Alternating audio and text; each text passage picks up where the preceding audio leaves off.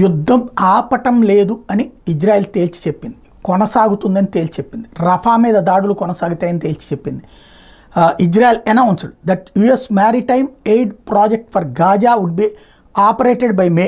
The temporary pier off Gaza's coast would help provide humanitarian aid to Palestinians amid the risk of famine.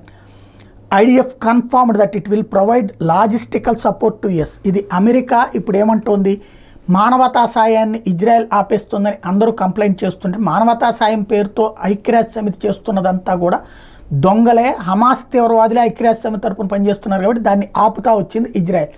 ఎందుకంటే 100 టన్నుల బియ్యం అక్కడికి వచ్చింది అంటే ఆ 100 టన్నులో 95 టన్నులు హమాస్ తీవ్రవాదులు ఎత్తుకుపోతారు. అక్కడ మానవతా సాయం పేరుతో వచ్చిందని 5% మాత్రమే చివరికి ప్రజలకు మిగులుస్తున్నారు.